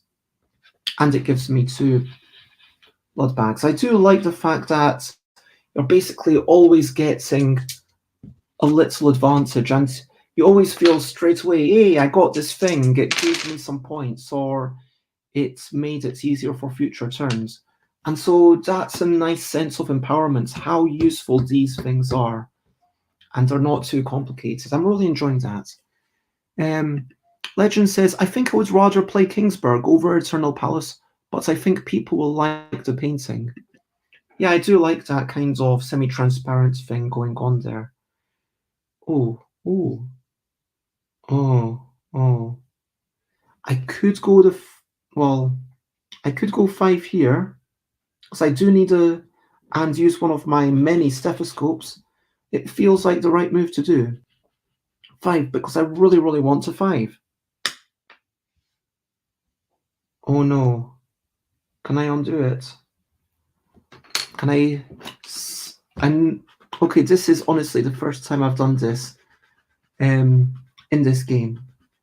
But I am taking an eraser. I know it's not the done thing, but I just cannot let the AI get 5 points. Because otherwise the AI would be bringing 5 points in here, I guess. And it would be closer to 7, plus it would be, yeah. I've got to take that 5 points. I have to. And I'm just realizing that not doing this one does mean that I don't get as many points as I could, which is a bit sad.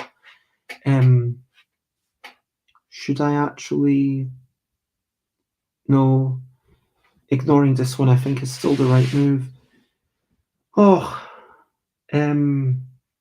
Yeah, I'll use the stethoscope, build it up to 6, and that gives me 6 points at the end of the game. Boom. Now that's going to take the 6, and it can go there. Boom, congratulations. You get that 5 points. I'm so happy for you. Can you hear the sarcasm in my voice? I don't know what it is about this game. I'm never usually sarcastic, and this game's just bringing out this terrible person in me. Have I played any games this year that I would recommend? Oh, I'm sure I have. But that's a big question. Like, the last games that I played were the last published games that I played. Like, I played a lot of my own. Like, I would recommend my own. I like to think that a game about drawing creatures, complemented drawings and complemented complements. I'm really proud of it. But wait, I just re-rolled, and it is the AI's turn. Just to check I'm on track. Me AI. No. Have I made a mistake? Was I going first last time? I think.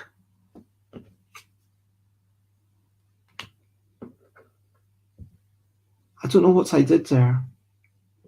I think I must have had a turn where the same person took 2 turns that to go. I think I must have messed up somewhere in this game. But yeah, let's just say it is the AI's turn first.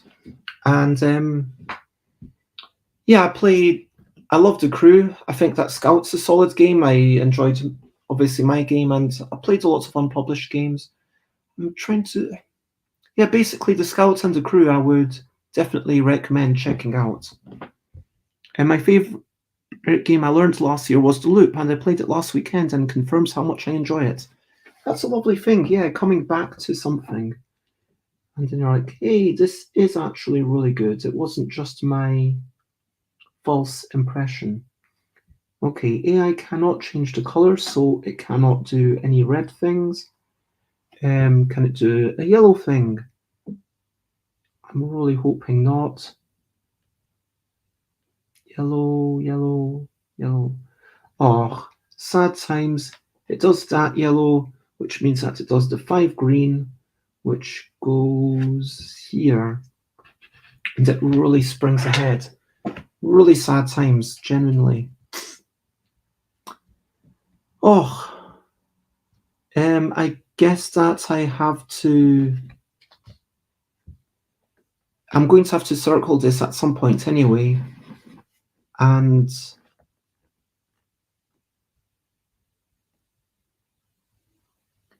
yeah, I will put in a 4, which gives me 5 points for completing that row.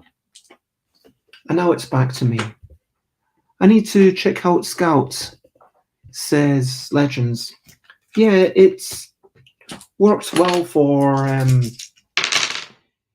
you can really see why it's been nominated for Spiel des Jahres. Honestly, this year, all the games are really solid. So Scout, Top 10, Cascadia, very different types of games. My personal favourite is Top 10 because it's about the people trying to rank things, and it's very much about creativity and understanding the people, which I enjoy. But if you prefer something which is like more modular and allows you to keep playing, then Cascadia, like a bit more strategy. And if you want like more of a simple mechanism, and then it kind of takes you through it, and it's a bit of a puzzle, then I guess Scout. But Scout, between the first round and then the end of the game, I didn't feel like I learned anything or discovered anything that I would do differently. But it is really enjoyable. But yeah, for me, for example, like the crew, the mission-based or Cascadia's, hey, you can try a few different things. I think that I'm a real sucker for novelty. Yeah, like Legends, you're welcome whenever you can make it. And, I'm guessing it must be super late over there, but, it's happy to have you whenever you make it. This year I learned Hadrian's Wall, Three Sisters, and Explorers for Flip and Roll and Writes were great. Yeah, I played Three Sisters, and yeah, it was all right. I mean, it's really nice. I do enjoy Cascadia. So anyway, let's crack on with this. What am I going to do? I've got... This one has been completed. This one with 10 points only needs one more. This one with 9 points only needs 2 more. So I should definitely finish them. And then this one with 8 points needs 3 more. Can I actually do all that? 1, 2, 3, 4, 5. 1, 2, 3, 4, 5. So I can finish it only if I get the right numbers and one of them I manage to admit an extra patient. But like with a 1 or 2, that's not going to do me much good, I don't think. Yeah. And I'm thinking I really don't want the AI to have this exclamation mark, which means that probably I want to take the 6, because I can't personally put this anywhere, which is sad times. Sad times indeed. If I take this, let's see. If I take this, what would I even do with the 1 or 2? Would I have to score -1 for that? That feels terrible. But maybe it's the right option. So I take the 6. I use a stethoscope to lower it down to a 5. And I do have 1, 2, 3, 4, 5, 6. Boom. Lovely. So that gives me my 10 points for this card finally, because I've got 1, 2, 3, 4, 5, 6 all in a line. And there's no way that I'm going to get another 1, 2, 3, 4, 5, 6. If I'd thought about it earlier, like I might have been sure to put like a 1 right at the start, because I should have seen the way this game was going, but I didn't. You know, hindsight is 2020. And also, how am I going to do the 1, 2? The best I can do is raise it up to a 4 with my 2 things. And 4 isn't high enough to go anywhere. So now I have to cross off one of these and give myself -1. Sad times, sad times. Legend says it's 12:30 a.m. over there, and that's the kind of time where I'd be trying to get to bed, but possibly failing. 3. Can it go anywhere? Nope. But, oh, AI does not have any stethoscopes left. Wow. It cannot do that. And, oh, damn. Gosh darn it. Sad times. Sad times. It gets the 5 with the 5 bonus points, and it finishes that track for 6 points. Damn you, Alicat! Alicat, just for clarity, name of both the publisher and also the AI.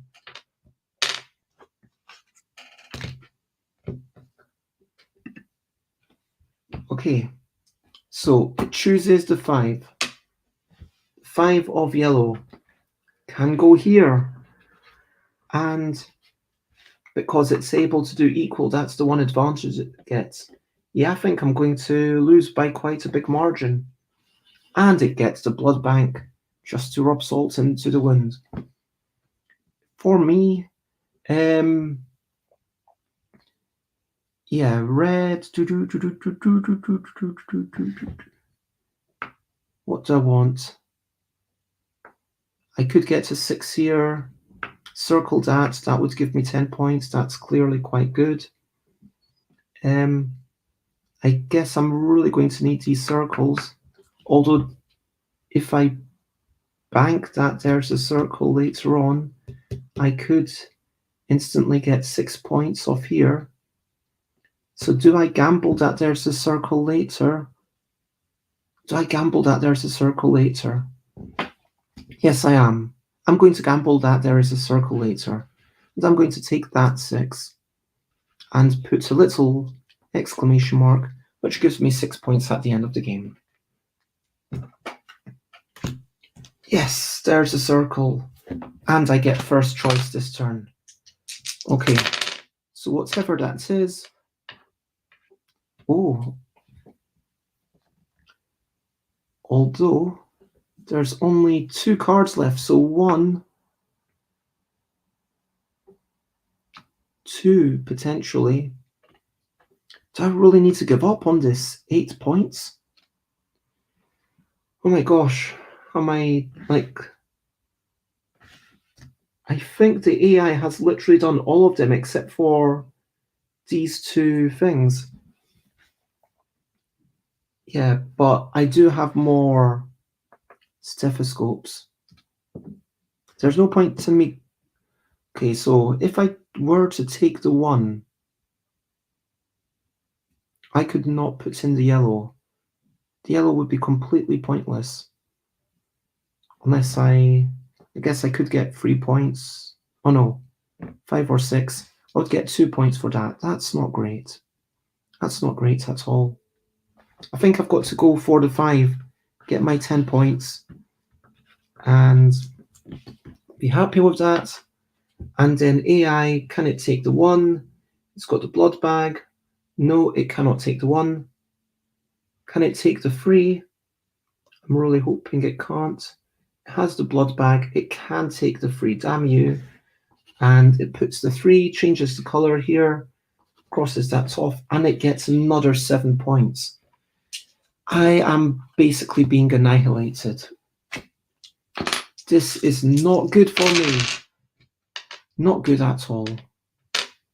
If you wanted to see a game where, is this a game at local game stores? It should be. I mean, the Kickstarter just got fulfilled recently, so I got this game because of my relationship with Alley Cat Games, and it should be coming out very soon, I think, if it's not out already in your local game store. Number 2. So it has nothing to change stuff, so it can't do that. So basically, the only things it can do is a red or green that's more than 6. And so it cannot do anything. Hooray! Finally! It's going to... It cannot admit, it chooses the lowest available dice, so it gets rid of that, and boom! It does take a blood bag for the last turn. Finally, it gets -1. Now, how can I play this to potentially get some points? These are all finished. This is not going to finish. There's 1, 2, 3, 4 away. The 8. The 8 is really what I want. I would have to... I think there's... Yeah. I think actually... There's no way that I'm going to finish this, because the best I can get here is 2 dice, and I've already increased this too much. So I think that the best I can hope for is to get 3, then 4. No, I can't get 4 points. So the best I can hope for is to get an exclamation mark. So I will choose the 4, which does give me at least 2 points here. Oh no, wait. I didn't mean to do that. Well, it can be a 3. No, it can be a 4. Let's keep it as a 4, but I've just used 2 of the things, and I'm using the nurse to give me my 3 points. Then final round, I get to go first. 5, 2, 4, and I don't get an exclamation mark, so there's no chance of me getting any points at all on this final turn. Sad times. And yeah, there's no points in anything. I guess I can get 2 points by having the 5. So yeah, I could get 5 to get 2 points. Can the AI get any points here? AI would potentially... Nope. AI cannot complete this. AI cannot complete this, so I don't need to worry too much about that. And all the nurses are gone. So I'm just going to take the 5 of the red, and the AI cannot take the 2, definitely not. Cannot take the 4. Well, can take... Yeah, actually can take the 4 and the 5. So it doesn't lose any points, but it doesn't gain anything either. And that's the end of the game. So now to add up all the points. So 5, 7 makes 12, 20, 26, 30. 30 points. Exclamation mark. 6 plus 5 is 11. plus 5 is 16. That feels like quite a lot. 16 and then 27. That's ridiculous. And for those, you get 18 points. Nothing for that, and minus 1. That's quite a lot of maths. And I kind of wish they were up down to make calculation easier. So that is 30, 46, and plus 27 is 53, 73. 73 plus 18 is 91. Makes 90 points. 90 points. That feels quite impressive. What do I get? Well, yeah, 5, 11, 20, 34. Okay. That's a slight improvement. That's a good start. 6, 10, 11, 17. Oh. But this is where I really suffer. Only 5 points. And then radiologist. I did the epidemiologist and radiologist in one there. But 1, 2, 3, 4, 5, 6, 7, 8, 9. 9 times 2 is 18. Ooh, I might stand a chance. Plus 10. Minus 1. Okay, so 34 plus 17 is 51.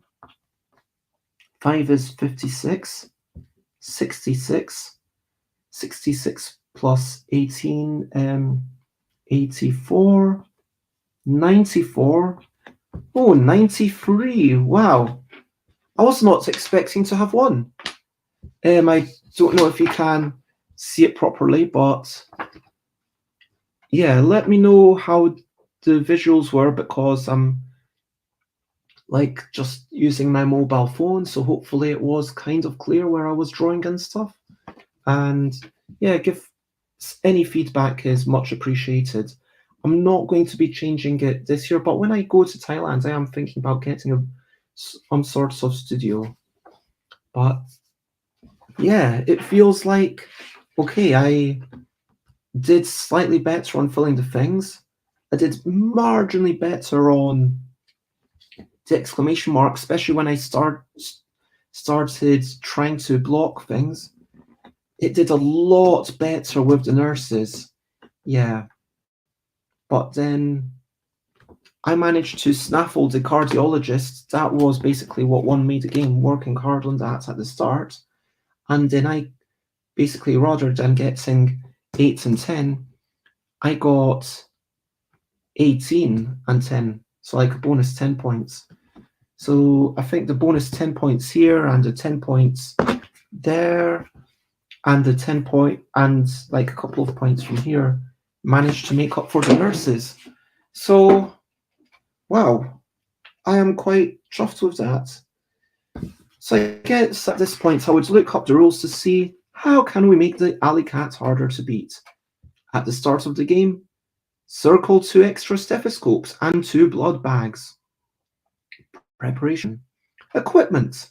It scores 1 point for each circled stethoscope and blood bag in its ledger, including the starting stethoscope, whether or not alley cats use them. That's a big thing. Isolation. Scores 1 point for each patient with a screen. Capacity. Scores 1 point for each patient in an incomplete ward. Okay, so if it was that, then it would have scored another like 1, 2, 3, 4, 5, 6, 7. Okay. And yeah, it would have been able to do a lot more stuff. Yeah, any one of those will make a massive difference. So yeah, I don't normally play solo games. I can also see how the AI is basically just doing what it kind of makes sense to do as a really low strategy. And thank you very much for the celebration and congratulations, Legends. Yeah, I feel happy. Like, I definitely feel like I made strategic choices, and my experience as a gamer, understanding of the rules before I went in, it's really allowed me to play somewhat strategically, although I still feel like I could have done even better. Like if this was a 1, 1, 2, 3, 4, 5, 6, that would have been another 10 points. Like just, I mean, obviously I would have had to be able to grab a 1, and I ended up with none of my number changing resources left. It's interesting that I ended up with a lot of my blood bags left, and so I wonder if I maybe didn't use them enough, given that I was collecting 4 blood bags for this one. And I'm actually now interested in checking out what else there is. So we've got the 3 things that were taken out from the game. So the cardiologist, score for completely surrounding it, I guess. Let me double check that my understanding is correct. Yep. Oh, no, 10 points. Huh? Oh no, yeah. Surround an X-ray lab with patients. So these are the races. These are the things that, and I like that also because that's kind of why it's up to 6 players, I guess, with this one being something that you need to race for. And so if there's too many players, then yeah, it's going to die. I do wonder if there could have been like some sorts of infinity mode, kind of like we did for Welcome to Dino World. I do think that, like, if everyone were just picking one of these, and it does make me wonder also, like, how much of a draw is it to be able to play roll and writes with infinite players? Because certainly Welcome to, I mean, given the race elements, it does play very differently with Welcome to Your Perfect Home. It plays very differently with higher numbers. But people almost take it as read that you are going to have, it is almost fully, yeah, there's no player interaction. Which maybe this is the way that things are moving, where it's like, yeah, 1 to 6 is enough. We don't need to have 7 or 8. But I just remembered that, like, on the Monday after the show, it was like, yeah, let's play a game. There's 7 of us. What do we play? Oh no, we can't play this. And that's slightly sad. But maybe that's fine. Maybe by being catering specifically for saying 6 is the maximum, it makes it a better game. Do you know what I mean? So we've got cardiologists. You need to get this many stethoscopes. You need to gain this many nurses. You need to fill this many wards. Okay, that makes sense. Epidemiologists. A triangular triple of all odd or all even. Okay, that makes sense. What's this? Score 3 points for each patient of your most common value. Score -3 for each patient of your least common value. Huh. That's really interesting. Score 3 points for each patient in your largest single connected group of patients with matching values. That's going to be really hard, I think, given that to be able to carry on, you need to, yeah, you need to be using these screens. That feels 5 points for each triple of a value. Each straight line of 3 connected patients with matching values, yep.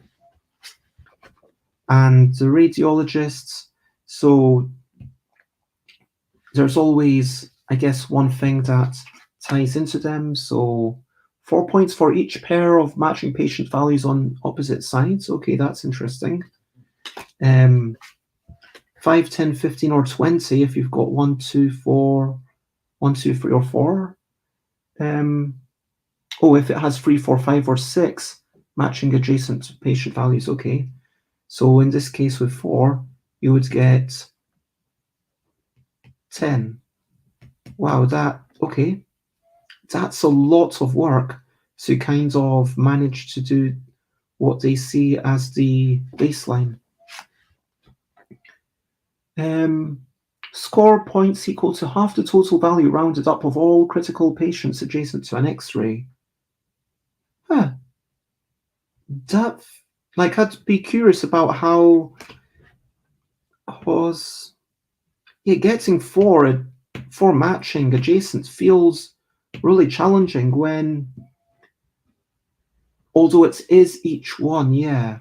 So even if you've got 3 on ones, like 1, 2, 3, and 3, and also it's interesting. I think that next time if I play, I might try and ignore that 5 at the bottom and maybe this 6. But then the 6s are really good for the runs, but this 5 seems like the one that I want to ignore. But I don't know. And then, yeah, this one which I had, and I 10 points for each X-ray lab surrounded by 6 patients that are either 12 or less or 30 or more. Okay, so in my example, that would have been 5, 10, 21, 27. So I would have needed to have another 3. Yeah, that's 30 or more feels really challenging. 12 or less is also challenging. That's 1 or 2. 30 or more, that's basically 5 or 6. Wow, that's a really tricky one. But yeah, I mean, I'm feeling my initial reaction. I'm feeling quite intimidated by that one. That one, it feels like that's a bit low, but no, I really like how each turn, each game, you get one of these 5 and one of these 5 and 2 of these 6 to race over. It feels like there's definitely a lot of replay value.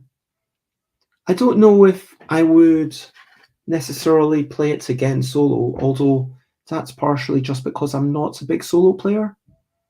That's mainly the reason. But I feel like I've enjoyed my time with it. And I feel like I would definitely be keen to try it out with other players. I'm going to write the name. Ali Cat. And that was Bears. So yeah, that is Dice Hospital, emergency roll. Who would I recommend this to, having just played it? I feel like it doesn't really matter whether you like Dice Hospital or not, because the mechanics have almost nothing to do with it. Sure, it's going to sell well, but it's kind of like Wario Land, which was called Super Mario Land 3. I mean, that's not Super Mario Land 3 on the Game Boy, but yeah, thematically it keeps the same thing. It's like, okay, these are little patients, they're going in and they're trying to get patients into your hospital. The theme, it doesn't make loads of sense, but there's a vague allusion to it. You need to be able to fit everyone in, otherwise they have to go to the morgue, which is obviously incredibly sad. Honestly, it's really, there's not a strong thematic, mechanical correlation, but it's a really nice puzzle to solve. I would definitely play it again. And yeah, I would. Sorry, I'm just looking at this, how it's the humans and then the dice in the bed. Like, are the dice even humans? Like in this strange world where dice and humans coexist, and the humans are apparently treating the dice, but yeah, the dice are in the hospital, but then the humans are the ones being the doctor. So, anyway, actually, I'll leave that on and I will move that up. So if you've got any questions, then feel free to ask. Otherwise, I'll maybe play this with some friends. I'll come back to you at some point, and not like a full review or anything, because obviously, given my bias, I don't feel entirely comfortable rating it. But yeah, I think that if you're in the market for a puzzle, a bit of a head scratcher, something where it's not too tricky to work out, but there's a fresh puzzle each time and there's quite a bit to ponder, then this is good. It did take me, I notice, about an hour and 20 minutes for my first game. I was talking, so maybe if it had been just me, it would have been 40 minutes, because then I wouldn't have had a conversation and I wouldn't have had to narrate everything. So yeah, I think that maybe I'm just playing it on the slow side, and I think that, yeah, I could imagine someone else, I'm not sure the 20 to 30 minutes is quite right. So, but I'd have to play it a few times and with different groups and see, okay, how do other people play it? I can definitely see how with 6 players, your scores are going to be slightly lower, and there might be a bit more, on my turn, there wasn't anything that I wanted, and I don't have any advantage, and on everyone else's turn, like the 2 dice remaining, are the ones that I don't really want, and maybe are waiting for one specific thing. And I can imagine that 3-4 players is where I would personally quite enjoy it. I mean, it's not like there's scope in terms of neighbors, in terms of like scope of influence. I mean, there's either personal scope in terms of what you're doing on your own board, or global scope in terms of, okay, you take this die and now no one uses it. And that's kind of interesting because, yeah, sometimes there is like either targeted scope or of influence or neighbor influence, like the visitor cards from Welcome to Dino World. And yeah, it's definitely,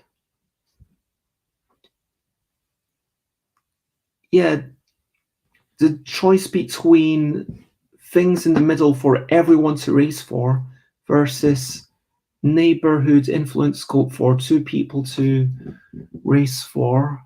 I guess one thing for everyone to race for means you have to come up with fewer cards, and also it's going to be more balanced, because if you have 2 things and then your 2 things kind of work together, then that's really good for you, which is something that came up in Welcome to Dino World.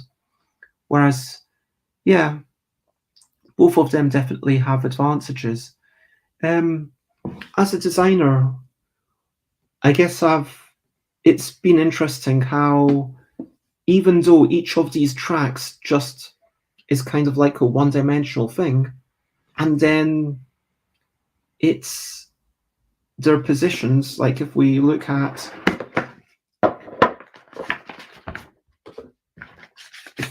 this again, like, I mean, each of these 7 tracks, 1, 2, 3, 4, 5, 6, 7, each of them is fundamentally a one-dimensional thing. But then you've got, okay, these ones don't seem to be about the placement so much. The ones that you're racing for, they seem to be about, okay, starting it off or finishing a thing or collecting resources. But then the radiologists, it's got these radiologist things, which are these X-ray rooms, which give an interesting focal point. Because then in that situation, you're like, okay, this is what I'm going for. And then the epidemiologist, I think it's called, where I had to get 1, 2, 3, 4, 5, 6. And it is very unlikely to happen completely by chance. Yeah, it didn't happen here, but I managed to get it to happen. And that feels like an accomplishment. And that's interesting how the one-dimensional, unconnected objectives then have this secondary aspect that connects them. And also the fact that they are hexagons rather than squares, yeah, and that positioning really matters. And interestingly, I don't think in the original Dice Hospital, I don't think it mattered at all that they were hexagons rather than squares. I think they could have been squares. They would have been perfectly fine. But like here, them being hexagons matters a lot because 1, 2, 3, 4, 5, 6, like a perfect run, is a lot easier to do. And like, yeah, it's like that twist of having these one-dimensional tracks essentially given some, the cards give it some interesting value, and I really liked it. There's a lot of really interesting design decisions there. And so yeah, cool indeed. Good work, Matthew and Brett. So for now, let's finish up with a question of the day. Question of the day. Here's a little question before we go on our way. Question of the day. So my question to you is, when is the last time that you drew something? So obviously inspired by a roll and write, but I'm not talking about just drawing on a roll and write, unless, it's Welcome to Dino World and you actually drew a little dinosaur. If you just scribble or write a number, that doesn't count. But yeah, I did draw a creature on Friday, 2 days ago. Actually, you know what? I also drew on an envelope yesterday. I drew on a couple of envelopes yesterday. That was the last time I drew something. When was the last time you doodled something? You drew something? Do you enjoy drawing? Let me know. I am curious. That is my question of the day. And while you're pondering that, over to you. What are you up to? You can share botany if you want to. And what am I up to? I am having a relatively chilled out day again today. I am going to try and send out a few emails. I'm going to send out a Kickstarter survey. I'm going to do maybe a tiny bit of design work, but today I am going to stop working at 4 o'clock and yeah, just like quick lunch / breakfast, then hang out, and maybe like 4 or 5 I'll get ready. I'm going to head out tonight, I think. A bit of a club. So what are you up to? Let me know. Legend says, I draw something every 3 weeks. Oh wow. Is that like a thing that you've set yourself? What do you normally draw? What's the last thing that you drew? And is that because you feel like, okay, I get to make time for it. This is kind of my reward time. Is that how it works? What time is it there? Over here, it's 12:05, so it's in the afternoon. So I'm just about to, just gone lunchtime. It's 1:04 a.m. over there in Hawaii, I want to say. Sorry, I can't remember where you said you were. But to recap and wrap up before we finish up, and I assume that's in terms of like what you're doing, you're just going to bed. But to recap and wrap up, I played Dice Hospital. The rules were good. I mean, maybe one typo, but I feel like, yeah, it's a really nicely designed thing. There's a nice little puzzle. It's something that I would want to come back to. Definitely play it with other people, see how we get on. There's not a lot of interaction. I feel like I might actually just be happy playing through myself. I'm not entirely sure. Like with this AI, it's always a bit weird with an AI when I look at the dice and I'm like, okay, if I do that, then the AI does that. And that's kind of a skill that it doesn't feel like part of the game. Although maybe the whole point of the game is that with 2 or 3 players, you are meant to start thinking, okay, which things are they able to use and potentially denying them stuff. But yeah, I would actually rather play it. If I were to play it again solo, I'm not sure I would even bother doing the AI. I think I would just play it myself, and as long as the 2 bits to race for, that would change the score potentially because maybe the AI beat me. But yeah, as long as I do them by the end of the game, I get that. And then I got 93 points this time, or was it 94? And 100 seems like it would be very achievable.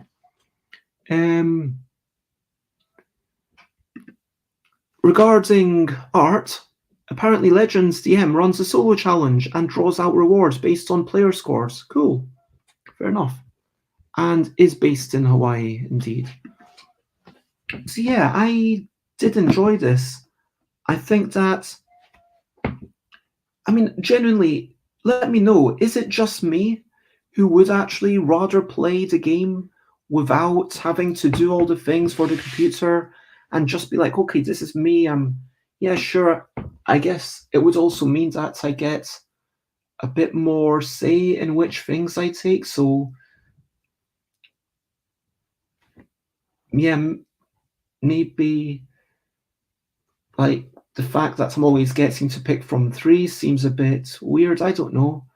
But yeah, it's an advantage, but it just feels like I would rather play that and be like, okay, this is a good score, this is a brilliant score, and leave it at that. Or if you want, play against the AI.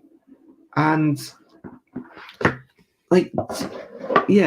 there was space in the rules, I'm sure, to like, oh, by the way, you can do that if you want.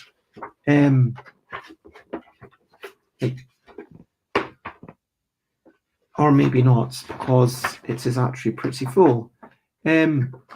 Solo, you can play it on your own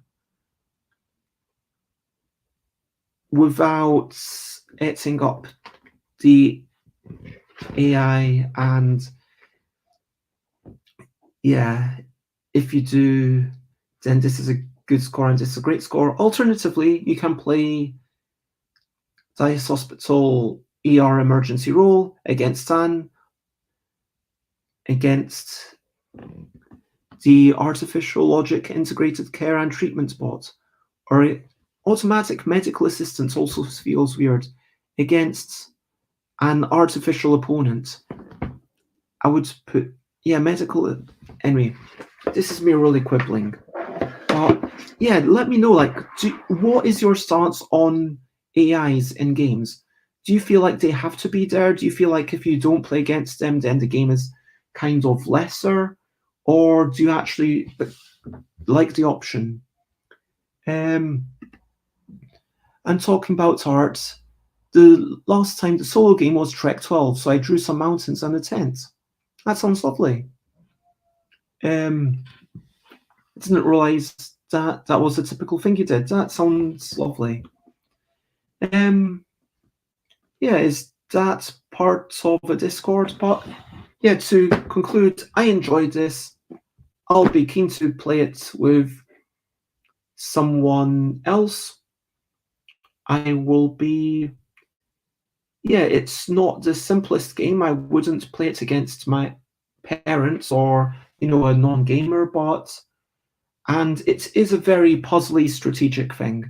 I think that ultimately you have to be aware going in, like lots of roll and writes, it is quite heads down. I am going to focus on my own puzzle. I've got my own little thing going on. It is low interaction. And some people are, if what you want is basically a puzzle that you do and you're not interfering too much about other people, you don't need the energy to be creative or judge other people's things or invent things in like a top 10 manner. Yeah, I think that it does what it does really well. Again, well done to everyone involved. So that's pretty much the end of the show. And if I do this, then I can say if you want to check me out, I am Stuff by Bez, stuffbybez.bigcartel.com. I'm going to totally retool my shop in maybe 2 weeks and hopefully get stock counts and all stuff up there. Oh, speaking of stuff, I did sell out of a game about cute comical creatures and trying to identify them after some mixed noises. And I've not got loads of copies of a game about wee whimsical creatures and trying to identify them after some mixed noises. But yeah, I'm going to run a Kickstarter to reprint them and potentially put them into boxes. If you want to check me out, also Twitter or Instagram or Twitch or YouTube. Or if you want to check out my Discord, then come to stuffbybez.com/Discord, which will redirect. Stuffbybez.com/streams will tell you that, tomorrow I don't have anything major planned. Maybe I will do another quick solo game. Yeah. And then Tuesday will be a quick solo show about toys and games before I go into someone's office. And yeah, let's say that tomorrow, what do you think? Should I do a solo? Should I play something? I could play Dice Hospital ER again. No, I think I'm done with it for the moment. Maybe I could try. I mean, it would be interesting to just try it a second time and see how I get on. Or I could try Dice Theme Park, or I could try do something based around one of my games and explain the story of that. I'll probably put a poll on Twitter to decide. Let me know what you'd like. Thank you for jumping in. I really appreciate you being here. That's a lovely thing of you to say.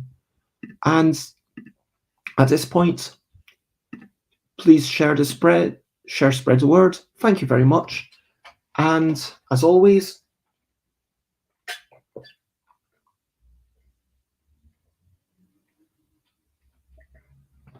water is good, but so is food, and so I'm going to eat. And tonight I will head out so I can meet people, but for now, bye bye, bye bye. This is a goodbye song. Bye bye, bye bye. Thank you for watching along. Bye bye, bye bye. This is the end of the show. Bye bye, bye bye. And now it's time to go. Bye bye, bye bye. This is the goodbye song. Bye bye, bye bye. Thank you for watching along. Bye bye, bye bye. This is the end of the show. Bye bye, bye bye. And now it's time to go. Bye bye, everyone. Have a lovely day and evening. Have a lovely sleep and everything. Bye bye. Bye.